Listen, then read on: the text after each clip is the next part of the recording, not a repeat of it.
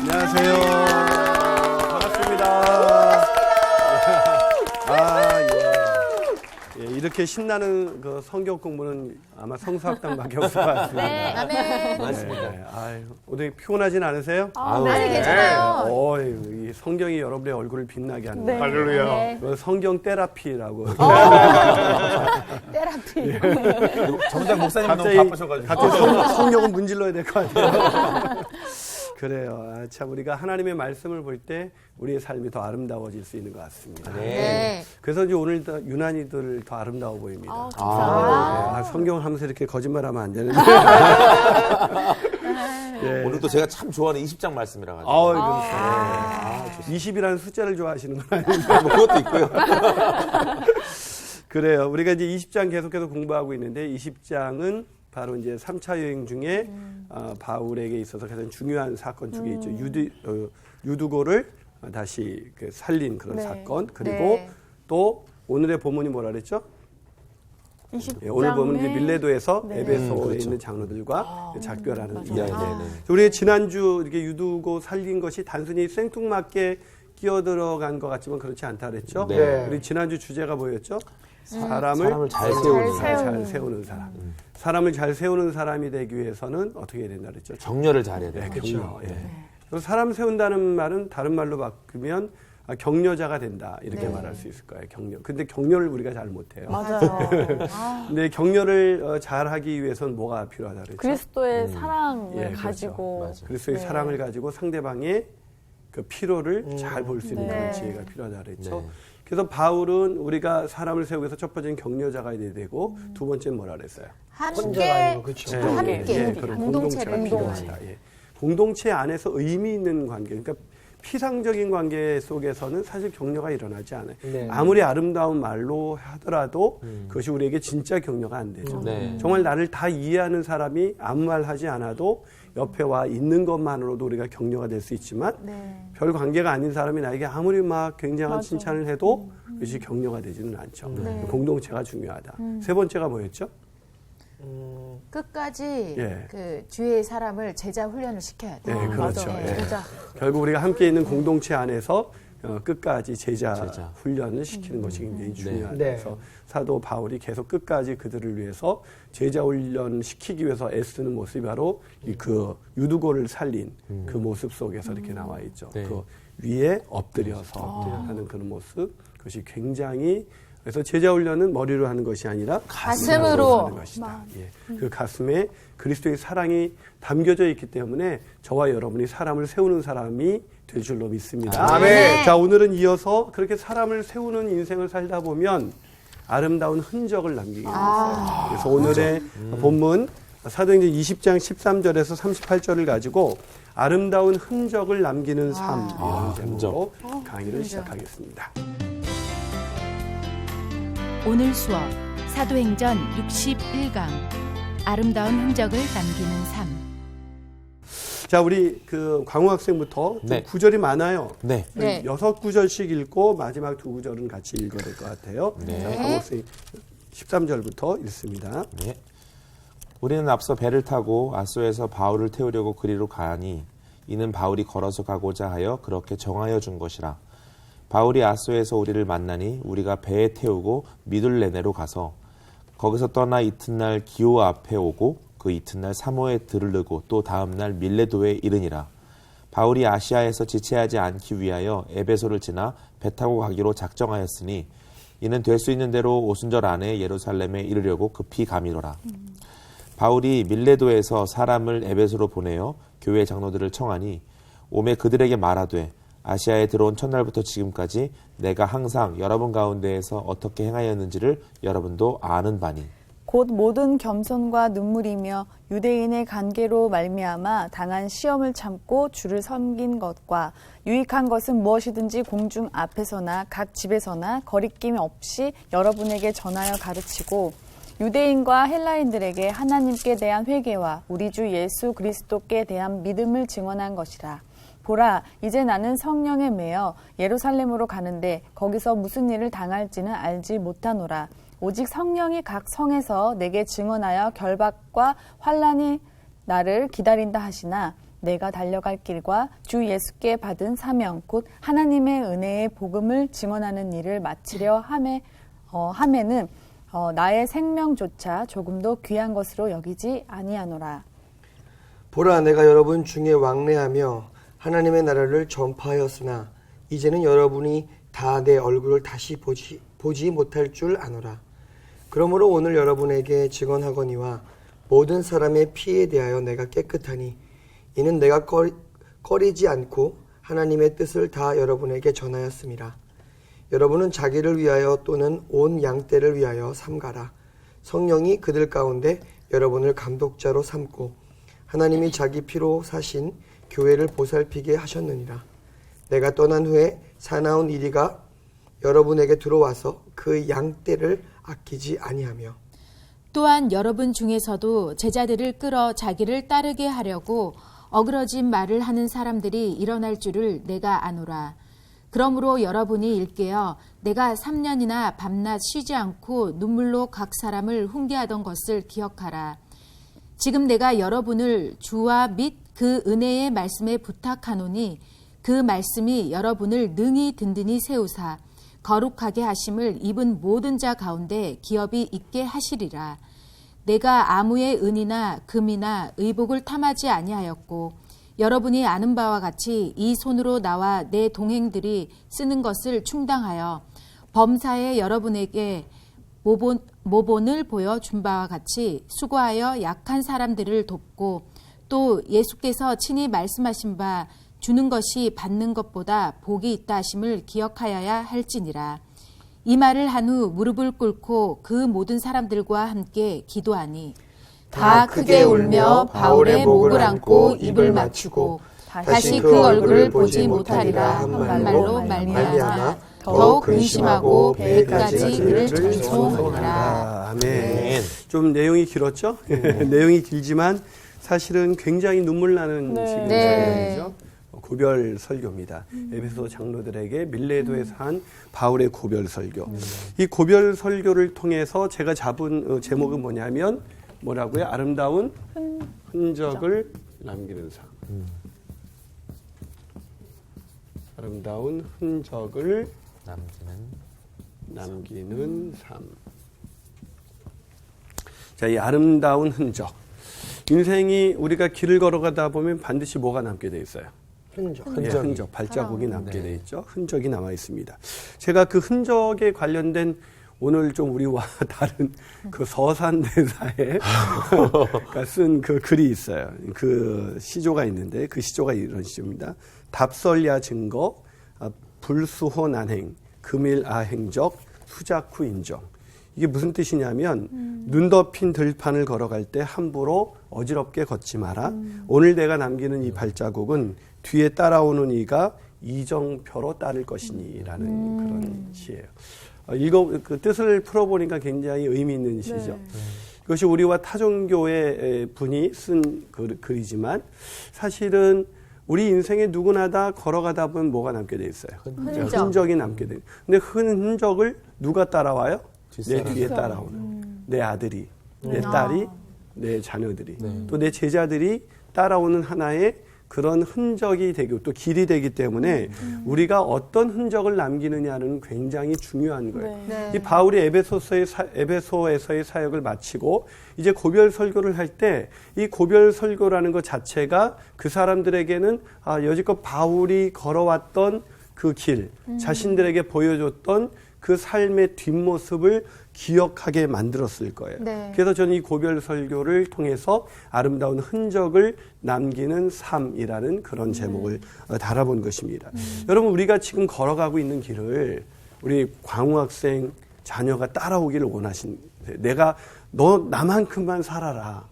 내가 걸어간 길을 꼭 걸어가라. 제가 광우를 잘 알거든요. 그러면 안 될 걸요. 아멘. 배신할 줄은 몰랐습니다.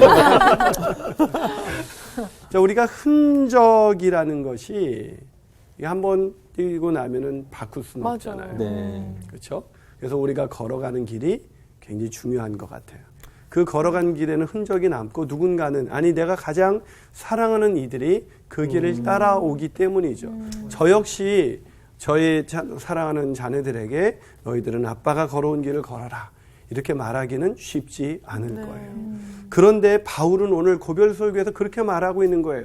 당신들 내가 걸어온 길을 걸어오셔야. 와. 얼마나 멋있어요. 야. 멋있다, 멋있다. 그런 멋있는 인생을 살고 싶지 않습니까? 그래서 오늘 보면 35절을 한번 우리 다 같이 한번 읽어볼게요. 35절을 네. 한번 다 같이 읽습니다. 시작. 범사에 여러분에게 모범을 보여준 바와 같이 수고하여 약한 사람들을 돕고 또 주의 속에서 친히 말씀하신 바 주는 것이 받는 것보다 복이 있다 하심을 기억하여야 하십니다. 그러니까 이 말이 내가 너희들한테 본을 보여준 것 같이 여러분에게 본을 보여준 것 같이 나의 길을 따라오십시오라는 얘기를 하는 거예요.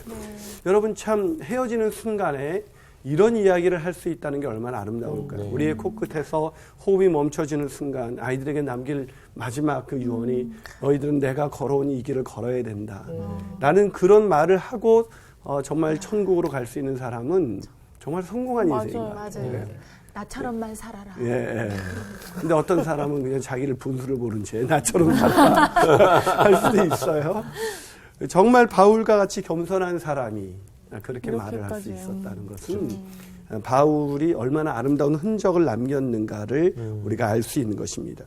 그래서 오늘 38절은 어떻게 끝납니까? 38절을 다 같이 한번 읽어볼까요? 시작. 다시 그 얼굴을 보지 못하리라 한 말로 말미암아 더욱 근심하고 배까지 그를 정성하리라. 자, 다시는 바울의 얼굴을 보지 못한다. 자, 무슨 얘기입니까? 이게 이제 떠나기 때문에 언제 볼 수 있는지 기약이 없는 지금 떠남을 갖고 있는 거예요. 이때 이 에베소에 있는 장로들의 마음은 어땠을까요? 장로님들의 마음은 다시 한번 조금만 더 시간이 있었으면 다시 만남이 주어진다면 얼마나 좋을까. 제가 지난주에도 장례식을 그렇게 인도했는데요. 장례식 때 많은 사람들이 이 부분에서 늘려요. 맞아요. 부모님이 떠났을 때 조금만 더 계셨으면 어땠을까 하는 미련과 아쉬움이 우리에게는 남습니다. 그랬을 때 안 우는 유가족들이 없어요. 맞아요. 참 그 떠남이라는 것이 우리에게는 뭔가 늘 아쉬움을 남기잖아요. 근데 오늘 본문에서 바울은 그 떠남에 있어서 아쉬움이 있지만 그 아쉬움 속에서도 그 아름다운 흔적을 남겼기 때문에 그 아름다운 흔적을 따라 오라고 말할 수가 있었습니다. 자, 오늘 본문을 좀 분석을 해보면 좀 기니까 분석을 해보면 이 앞절 이 13절서부터 이 16절, 17절까지는 이제 드로아에서 밀레도까지 항해를 하게 되죠. 네. 근데 그렇게 항해를 하고 18절서부터 21절까지는 이제 고별 설교에서 자기의 목회적 회고를 합니다. 내가 어떻게 목회해 왔는지를 말하는 거예요. 그리고 22절에서 27절까지는 자신의 결심과 각오. 그래서 우리가 좋아하는 그 각오, 우리가 암송하는 거죠. 특히 24절. 내가 달려갈 길과 주 예수께 받은 사명, 곧 하나님의 은혜의 복음을 증언한 일을 마치려 하면은 나의 생명조차 조금도 귀한 것으로 여기지 않습니다. 참 우리가 이거 고백 늘 하면서도 이렇게 살지 못하는데, 자, 이 고백이 우리한테 참 귀하지 않습니까? 그 결심과 각오가 22절에서 27절 가지고요. 그리고 28절부터 35절까지는 그러게 너희는 이렇게 사십시오. 여러분들은 이렇게 사셔야 합니다는 당부가 담겨져 있고 36절과 38절에서 이제 이 말을 한 후 이제 헤어지게 되는 것이죠. 자, 이런 아름다운 흔적을 남기고 싶지 않습니까? 네, 이런 아름다운 흔적 어떻게 하면 남길 수 있을까요? 자, 첫 번째는 이런 아름다운 흔적을 남기려면 바울의 인생을 다시 한마디로 말하면 소명을 위해 걸어가는 길. 소명을 위해서 걸어라. 즉 내 인생에 다른 것이 아니라 나를 부르신 그 부르심을 위해서 걸어라. 이것이 우리 인생이 가장 아름다운 흔적을 남기는 거죠. 왜요? 하나님이 나보다도 나를 더 잘 아시기 때문에 내가 어떤 길로 걸어야 그 길이 가장 가치 있는 길인지를 그분만이 인도하실 수가 있는 거죠. 다시 말해서 내가 보기에 좋은 길을 걸어갈 때 그 사람이 필경 그 길이 좋아 보이나 그 길은 사망의 길이죠. 그 길은 멸망의 길입니다. 그렇기 때문에 바울처럼 소명을 위한 삶의 길을 걸어가야 합니다. 자, 이 바울의 인생은 이 다메섹 도상에서 예수님을 만나기 이전과 이후로 나눌 수가 있죠. 그 이전엔 뭘 위해서 살았어요? 쉽게 말하면 출세를 위해서 살았죠. 사람들한테 인정받기 위해서. 율법주의자로서 정말 흠이 없는 인생을 살겠다. 그래서 사람들 앞에 그런 빛나는 그런 인생을 살기 위해서 살았지만 다메섹 도상에서 예수님을 만난 후에는 어떻게 살았어요? 오직 복음을 위해서는 살았어요. 오직 복음. 그 복음을 전하는 소명을 위해서 살았다라고 할 수가 있는 것입니다. 그래서 사도행전 그 복음을 위한 삶이 어떻게 이루어졌는지 9장 그 소명을 받자마자 19절과 20절 보면 자 19절과 20절을 한번 찾아볼까요? 자, 사도행전 9장 19절과 20절이에요. 거기를 찾아보면 이 사도 바울이 복음을 위해서 소명을 그 전에 15절을 먼저 읽어볼게요. 15절에 보면 사도 바울이 소명을 받은 게 있어요. 그 소명이 9장 15절이에요. 읽어볼까요? 15절 시작. 주께서 이르시되 가라 이 사람은 내 이름을 이방인과 임금들과 이스라엘 자손들에게 전하기 위하여 택한 나의 그릇이라. 자, 이 주님께서 가라 그러셨어요. 어디로요? 이방인과 임금들과 이스라엘 자손들에게 가라. 왜요? 너는 나의 복음을 전하기 위해서 택한 그릇이다. 그러니까 바울의 소명은 뭐였어요? 다메섹 도상에서 예수님을 만난 후 그 바울의 소명은 뭐였냐면 이방인을 위해서 물론 이스라엘 자손도 포함되어 있어요. 그러나 특별히 이방인을 위해서 택한 나의 그릇이다. 하나님의 그릇. 즉 이방인과 이스라엘 백성들, 임금들, 이 세상에 있는 모든 사람들 위해서 너희는 나의 택한 그릇이다. 그래서 전도자로서의 일생을 살라는 부르심을 받죠. 이것은 바울의 소명이었어요. 바울이 그렇게 산 것은 야망을 때문이 아니었고 하나님이 부르신 그 부르심에 대한 응답이었다는 것이죠. 그래서 그 부르심에 대한 응답을 가지고 바울이 어떻게 삽니까? 19절과 20절을 한번 우리 광우 학생이 읽어줘 볼래요? 9장 19절. 음식을 먹음에 강건하여지니라. 사울이 다메섹에 있는 제자들과 함께 며칠 있을새 즉시로 각 회당에서 예수가 하나님의 아들이심을 전파하니. 네, 어떻게 복음을 전파했어요? 즉시. 즉시로라는 단어가 뭐예요? 소명을 받자마자. 그러면 참 이게 멋있는 거예요. 그럼 바울이 이때 소명을 받자마자 완벽하게 그리스도인답게 완전히 성화됐는가? 그건 아니었어요. 그러나 그는 그 소명에 응답하는 삶을 바로 살기 시작한 거예요. 우리가 그리스도인으로 산다는 것은 내가 점점 도를 닦아서 뭔가 어느 정도 수준에 이르는 사람이 되는 것이 아니라 하나님의 소명에 즉시로 순종하는 인생을 사는 거예요. 그러면 하나님이 그 열매는 하나님이 만들어 가십니다. 자, 그러다 보니까 이렇게 살기 시작하니까 어떤 일이 일어납니까? 사람들이 당황합니다. 네가 우리 예수 믿는 사람들을 픽박하는 자가 아니냐. 그래 얼마나 당황이 있겠어요. 그러나 바울은 어떻게 합니까? 22절을 한번 우리 조향기 학생이 한번 읽어볼래요? 네. 사울은 힘을 더 얻어 예수를 그리스도라 증언하여 다메섹에 사는 유대인들을 당혹하게 하니라. 그렇습니다. 힘을 더 얻었어요. 사람들이 저 사람 왜 저래? 그런 얘기 들은 거죠. 보세요. 우리가 이 복음을 전하는 것보다도 사도 바울이 복음을 전하는 것은 얼마나 진짜 입이 안 떨어졌을 것 같아요. 그동안 한 짓이 있는데. 예? 그런 막 예수 믿는 사람을 막 죽이다가 예수 믿으세요 이러면 야 너나 잘해. 네가 예수 죽이는 사람, 예수 믿는 사람 죽인 사람이 한둘이야. 뭐 이런 얘기 했을 거 아니에요. 근데 이 마음까지 왜 근데 그들은 담대하게 이 바울은 복음을 전했죠? 소명 때문에. 부르심에 응답하는 거죠. 한번 우리가 여기서도 확인하지 않습니까? 힘을 더 얻었대요. 그래서 복음을 증언하니까 누가 당황해요? 다메섹 도상에서는 유대인들이 쟤 왜 저래? 제가 왜 갑자기 저러지? 라고 하는 거예요. 당혹하게 되는 거예요. 말씀드렸잖아요. 복음이 들어가면 주변을 소동시키고 흔들어 놓는다.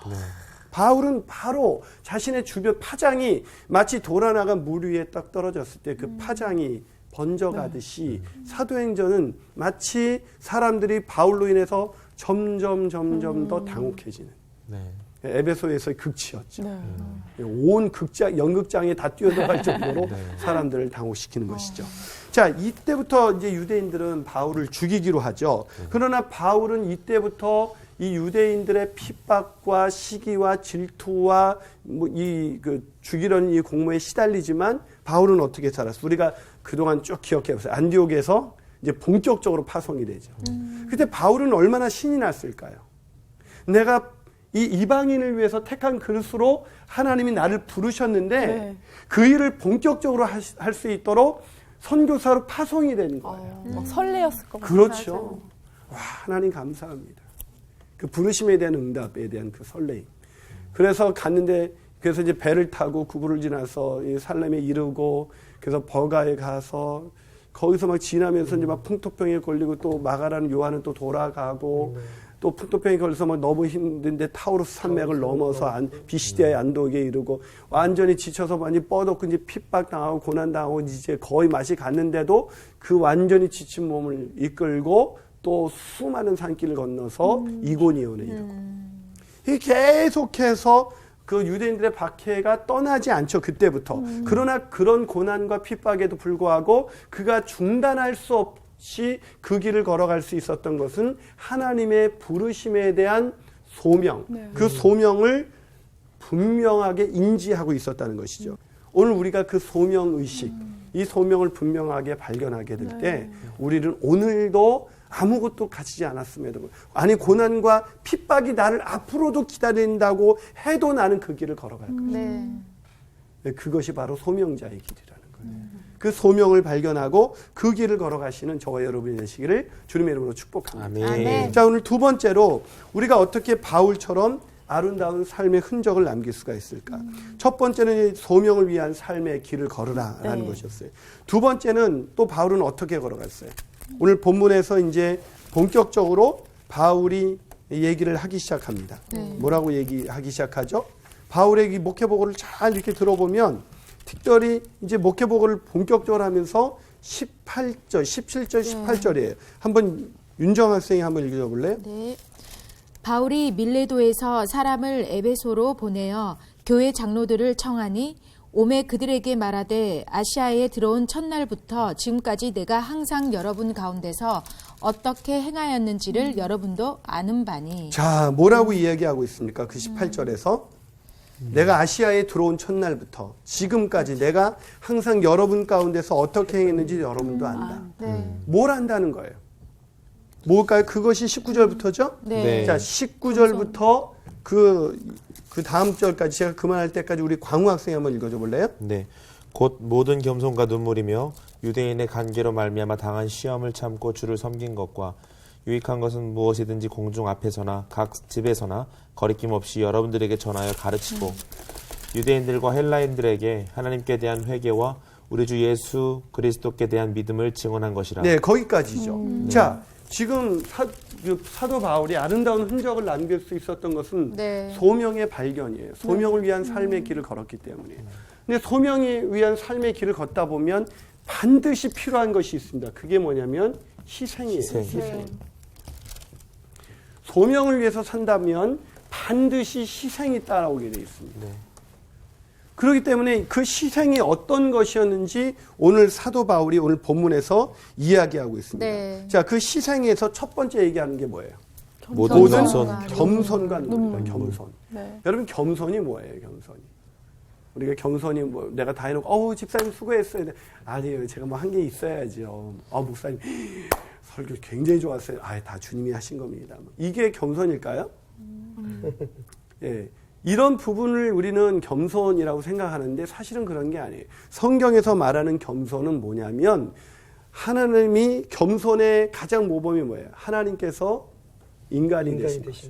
그게 겸손이에요. 네. 겸손은 그냥 실제 우리의 언어 속에서 들려지는 게 아니에요. 내 말로 표현되는 게 아니에요.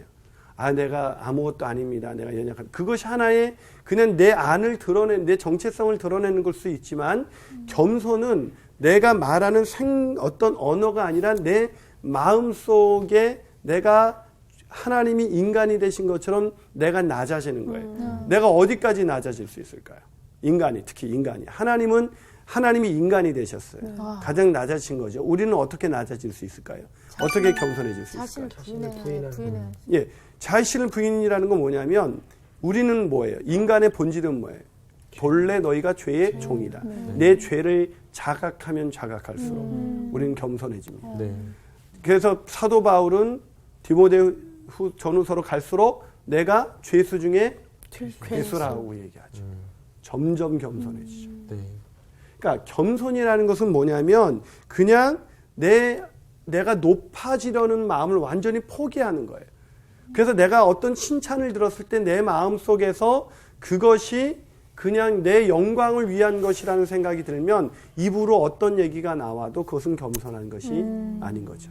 그때 오직 하나님의 영광이 생각나는 거죠. 그러니까 사도 바울의 이 걸음은 우리가 볼 때 얼마나 박수 칠 일이었겠습니까? 그런데 사도 바울은 오직 자기를 낮추어서 하나님의 영광을 위해서 살았다는 거예요. 눈물은 뭡니까? 눈물. 이 눈물이라는 단어 원어를 보면요. 복수로 되어 있어요. 복수. 그러니까 눈물들이죠. 눈물을 끊임없는 눈물을 흘렸다. 여러분 이 소명의 길을 가다 보면 이 희생이라는 것이 필요한데 이 희생은 뭐냐면 첫 번째 겸손, 낮아짐이죠. 낮아짐. 어디까지 우리가 낮아질 수 있는가? 내 죄의 실체를 완전히 볼 수 있을 때 그때 우리는 정말 낮아질 수 있는 거예요. 그러지 않고는 입술로 다 주님이 하신 거죠 라고 하면서도 내 마음속에서 내 하나님의 영광을 가로채고자 하는 그 마음을 포기할 수가 없어요. 그런 낮아짐이에요. 낮아짐. 그리고 또 하나는 뭡니까? 눈물입니다. 눈물들이에요. 희생을 하면서 어떻게 눈물이 안 있을까요? 여러분 희생을 즐거워하는 사람은 없습니다. 근데 희생을 하다 보면 끊임없는 눈물들이 나오게 돼 있죠. 바울은 얼마나 많은 눈물을 흘렸을까? 그 성도들을 위해서 복음을 전하면서. 여러분 사역을 하다가 이렇게 우리는 늘 즐거워야 된다고 생각해요. 물론 기쁨이 있어요. 하나님이 주는 기쁨. 근데 그 기쁨은 세상 즐거움처럼 우리가 늘 신나고 그런 것이 아니라 그 눈물 속에서 오는 기쁨이에요. 이게 느껴져요. 눈물을 흘리는데 그 안에서 주님께서 주시는 기쁨이에요. 근데 우리는 항상 신나고 재밌고 아무 뭐 갈등도 없고 문제도 없고 뭐 이런 거를 상상하는데 그런 것이 아니라는 것입니다. 유대인의 간계가 있었어요. 그로 인해서 시험을 참았다. 인내죠, 인내. 뭘 했습니까? 인내. 그러니까 희생이라는 단어가 주님을 위해서 뭘 희생했습니까? 라고 말할 때 사도 바울은 분명하게 이런 표현을 쓸 수가 있었다는 거예요. 그거를 여러분이 안다는 거예요. 구체적인 사건이 있었다는 거죠. 장로님들이, 에베소에 있는 장로님들이 바울이 여러분이 알고 있지 않습니까? 라고 이야기할 정도로 이 사건들을 알고 있다는 거예요. 네. 또 그뿐이 아니었습니다. 20절에서 뭐라고 말하고 있어요? 유익한 것은 무엇이든지 공중 앞에서나 각 집에서 꺼리고 무시. 즉 사역을 그냥 주일만 이렇게 딱 내가 사역 시간에만 한 것이 아니라 언제나 어디서나 상관없이 그것이 성도들에게 유익하다면 내가 그것을 위해서 내 먼 전체를 쏟아냈다는 거예요. 그러니까 이 소명은 단순히 영혼 구원하는 데만 있는 것이 아니라 영혼 구원에서 제자 삼아서 하나님의 사람으로 세우는 그 소명을 위해서 그는 희생을 했는데 어디에서나 그들을 가르쳤다는 거예요. 그들을 권했다. 이 말을 우리가 지난주에 배운 거라면 권했다는 거죠. 네. 어디서도. 그런 권함이 있었어요. 그뿐만 아니라 21절에서는 뭐라고 말하고 있습니까? 자, 21절을 보면, 자, 21절을 향기 학생이 한번 읽어줄래요? 유대인과 헬라인들에게 하나님께 대한 회개와 우리 주 예수 그리스도께 대한 믿음을 증언한 것이다. 예, 그런 믿음을 증언했다. 계속해서 그런 믿음을 증언했다. 그러니까 계속해서 유대인과 헬라인들에게 하나님께 대한 회개와 믿음을 계속해서 뭘 전했다는 거예요? 복음을 전했다는 거죠. 자, 바울의 희생은 이렇게 구체적이에요. 이런 희생이 있었기 때문에 아름다운 흔적을 남길 수 있었다는 거죠. 희생이 없는 흔적은 절대 깊이 각인되지 않습니다. 여러분 저는 이 바울의 얘기를 들 때마다 생각나는 분이 있어요. 바로 오카노 목사님이신데 오카노 목사님이 우리가 왜 제자 오카노미라는 그 영화가 나오지 않았습니까? 네. 그 영화를 보는데 그분의 별명이 아시죠? 광인. 광인. 참 이 광인이라는 분이 광인이라는 이 단어가 이렇게 아름다울 수 있구나. 참 광인이라는 게. 근데 그분은 주일 설교 한 편을 이렇게 가르치기 위해서 30시간 설교 준비를 하셨대요. 30시간. 저는 20시간 준비하는데도 아, 20시간 일주일 내기가 결코 쉽지가 않아요. 그리고 그분은 제자 훈련에 완전히 매진해서 그 제자들을 삼기 위해서 자신의 시간을 거기에 우선순위를 두고 완전히 투자하죠. 언제까지? 골병이 들을 때까지. 어쩌면 그래서 하나님 좀 빨리 데려가실 수밖에 없는 72세의 일기로 복음에 미쳤던, 아니 영혼 사랑에 미쳤던, 아니 하나님 사랑에 미쳤던 한 영혼이 를 하나님께서 안식의 나라로 인도하시죠. 자, 그 안식의 나라로 인도하셨을 때 그때 유족들이 했던 그 잊을 수 없는 에피소드가 있잖아요.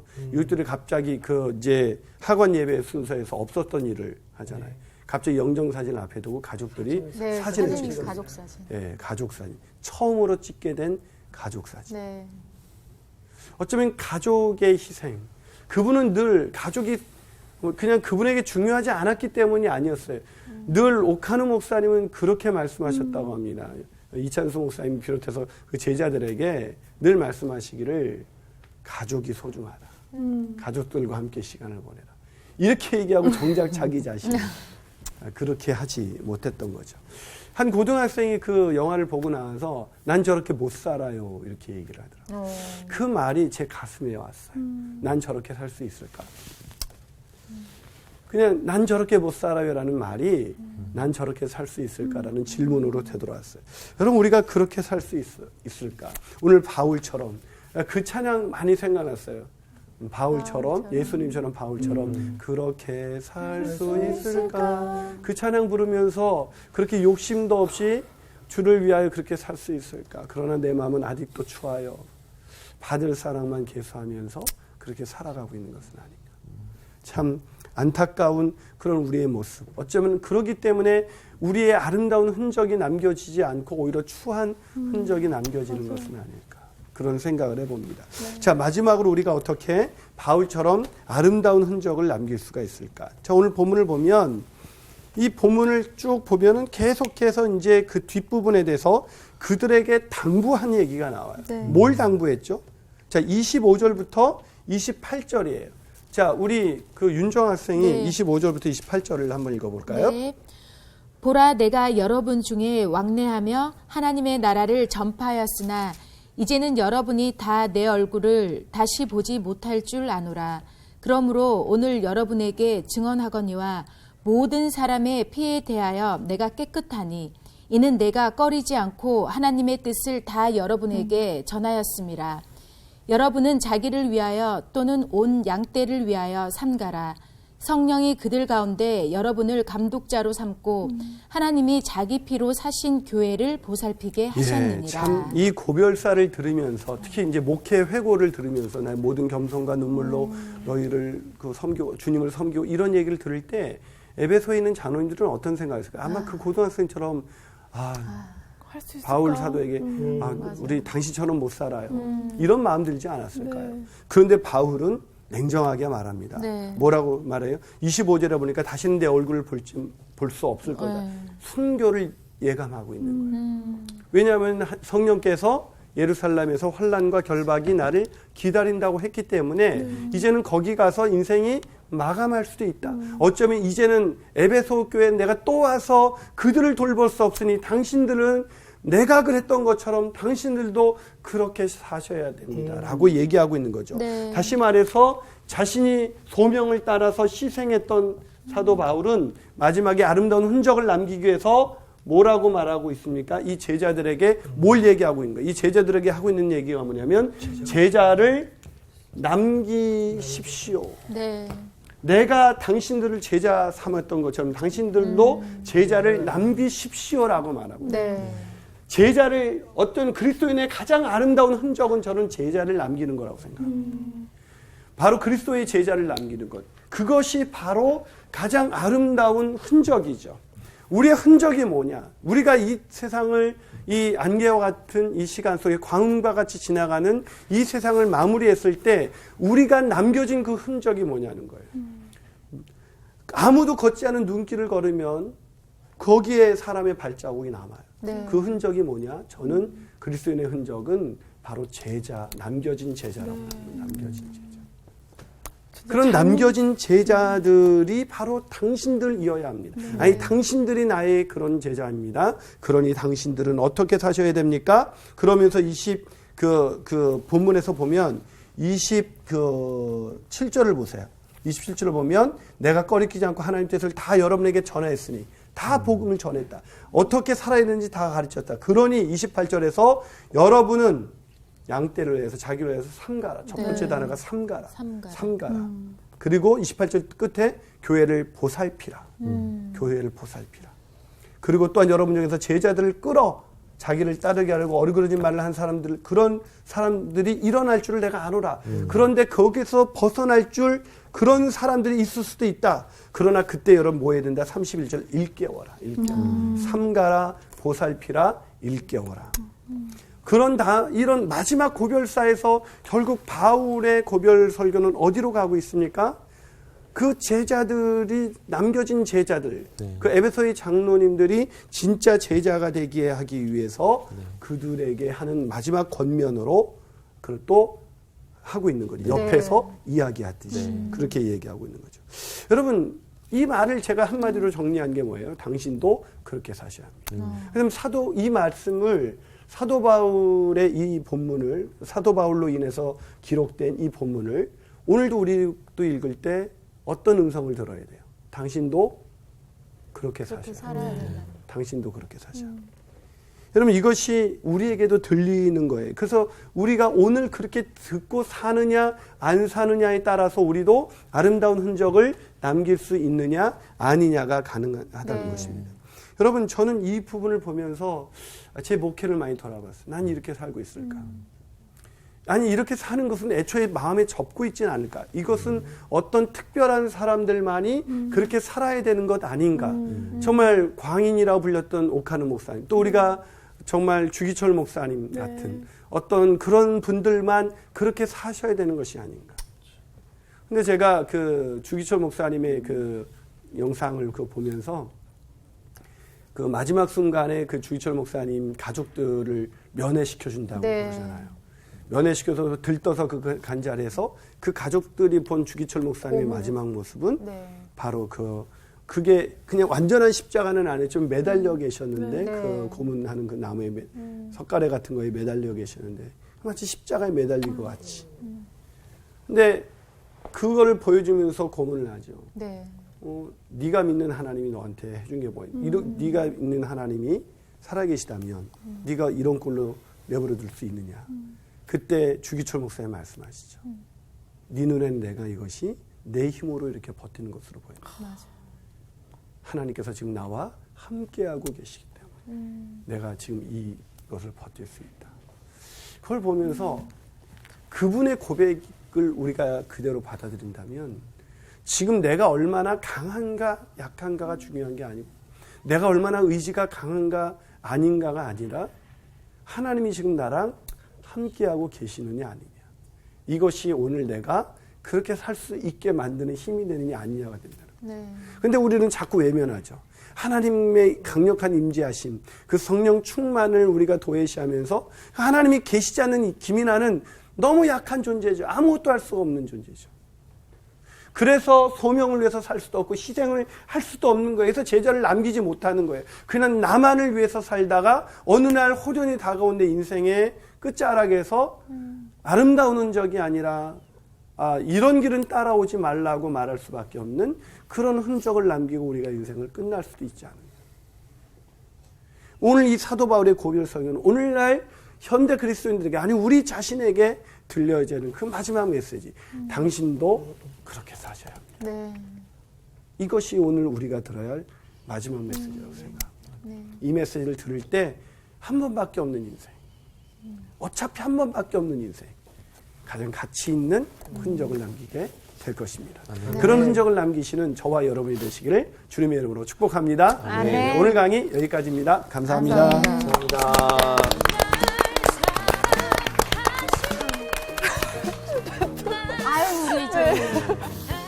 정말 맞는 것 같아요. 저희가 어쨌든 이 세상 속에서 살아가는 게 제 힘이 아니고 하나님의 작은 거 하나부터 힘을 주시기 때문에 이렇게 살아가는 것 같아요. 그래서 저 느낀 게 어쨌든 바울이 막 그 제자들을 소중하게 여기고 막 그 희생하면서 어쨌든 이 제자들을 훈련시켜서 남기려고 했던 게 어떻게 보면은 하나님께서 예수님을 보내셔서 우리를 정말 제자 삼으셔서 끝까지 우리를 놓지 않고 막 그 지키려고 하시는 그런 모습이 막 떠오르면서 참 진짜 과연 바울처럼 살 수는 없겠지만 네, 정말로 은혜의 시간이라는 그렇게 사실 보면 계속 말씀하신 대로 살지 않고 피해서 요리조리 정말 잘 피해 다니면서 도망갔던 우리인데 정말 사도 바울은 근데 나처럼 이제 하나님 딱 붙잡혀서 그렇게 살면 돼 라고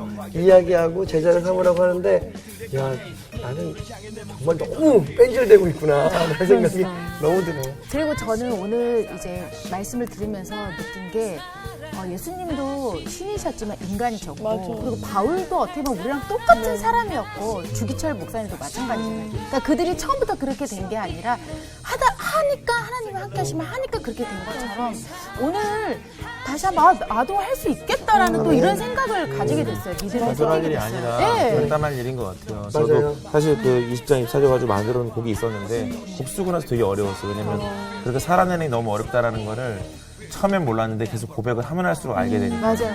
근데 우리 녹화는 목사님처럼 광인으로 살아낼 결단하면 좋겠어요. 맞아요. 제 이름도 광우잖아요. 근데 여기 광인 아니면 광 미신 소인데. 결단합시다. 네, 결단해서 나아갑시다. 그럽시다. 이번 주 퀴즈입니다. 여호와를 경외하는 것이 지식의 근본이거늘 미련한 자는 지혜와 훈계를 멸시하느니라. 이 구절은 성경 어느 책의 대표 구절인가요? 1번 시편, 2번 잠언, 3번 욥기. 정답을 아시는 분은 CBS 성서학당 홈페이지에 정답을 올려주시거나 우편으로 보내주시면 됩니다. 보내실 곳은 서울특별시 양천구 목동 서로 159의 1 CBS 성서학당 담당자 앞입니다. 연락처를 꼭 남겨주세요. 선정되신 분들에게는 대한성서공회에서 성경, 송태근 선생님의 쾌도남마 다니엘서, 신우인 선생님의 땅과 하늘의 갈림길에서, 성경 통독을 위한 최고의 자습서 성경 2.0 가운데 하나를 드립니다.